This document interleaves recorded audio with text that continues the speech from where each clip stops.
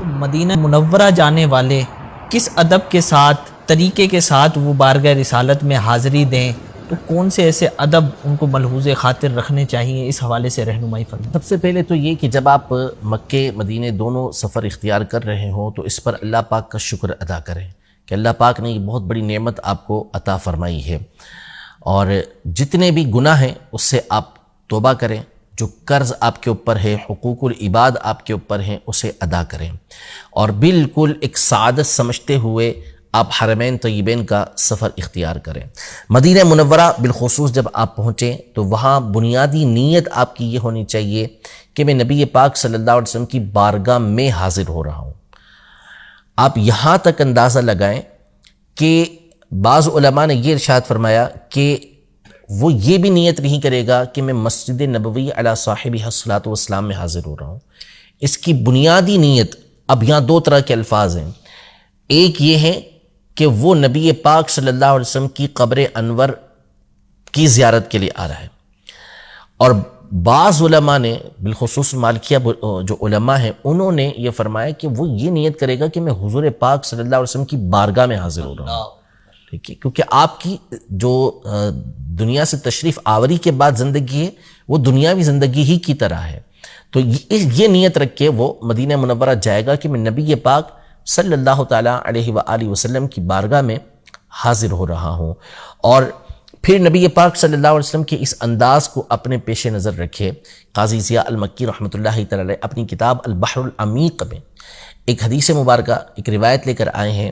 کہ نبی پاک صلی اللہ تعالیٰ علیہ وآلہ وسلم جیسے جیسے مدینہ منورہ کے قریب ہوتے جاتے آپ کا کھلا ہوا مبارک چہرہ اور کھلنا شروع ہوتا تھا، خوشی کے آثار اس میں بڑھتے تھے۔ اسی لیے علماء نے فرمایا کہ جیسے جیسے مدینے کے قریب ہوتا جا رہا ہو اس کا ذوق بڑھتا جائے۔ اب یہ سارا اس صورت میں ہوگا کہ آپ کو ایک تو خاموشی اختیار کرنا ہوگی، فضول جو آپ عادت ہوگی بولنے کی اسے ترک کرنا پڑے گا، پھر اس کے بعد آپ نعتیں سنیں، جو خوشگلو اچھی آواز والے نعت خواں ہیں ان کی آواز میں آپ مدینہ منورہ سے متعلق نعتیں سنیں۔ پھر جب مدینہ منورہ پہنچیں تو بالکل اطمینان کے ساتھ نیا لباس پہن کر، غسل کر کے، عطر لگا کر اور اچھا امامہ پہن کر نبی پاک صلی اللہ تعالیٰ علیہ وآلہ وسلم کی بارگاہ میں حاضر ہونے کی نیت سے مسجد نبوی علی صاحبہ الصلاۃ والسلام کی طرف جائیں، اور پھر ہونا تو یہ چاہیے کہ آپ باب البقیع سے داخل ہوں، لیکن چونکہ اب باب البقیع سے داخل نہیں ہونے دیا جاتا تو آپ باب السلام سے داخل ہوں۔ وہاں تک پہنچتے پہنچتے بھی، باب السلام تک پہنچتے پہنچتے بھی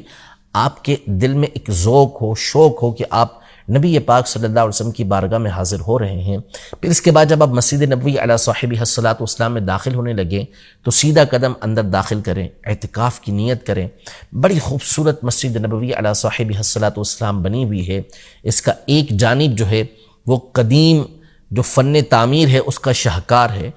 ترکیوں کے دور کی اس کے اندر تعمیرات موجود ہیں، نوری نور وہاں پر ہے۔ تو جو بائیں جانب ہے تو وہاں کچھ آگے آپ کو بہت خوبصورت نیا انداز نظر آئے گا، لیکن علماء نے ارشاد فرمایا کہ جب حاضر ہو رہا ہو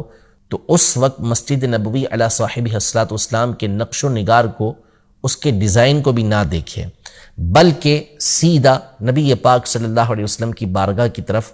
سفر اختیار کرے، جانا شروع کرے، حتیٰ کہ درمیان میں اگر کوئی جاننے والا ملے تو اس سے ملے بھی نہ، اور ملنا ضروری ہو تو مختصر سلام کر کے پھر اس سے آگے بڑھ جائیں۔ جب آگے بڑھتے ہیں تو جو پہلے کا دور تھا اس کے حساب سے علماء نے بیان کیا کہ الٹے ہاتھ پر چونکہ اب ریاض الجنہ آئے گا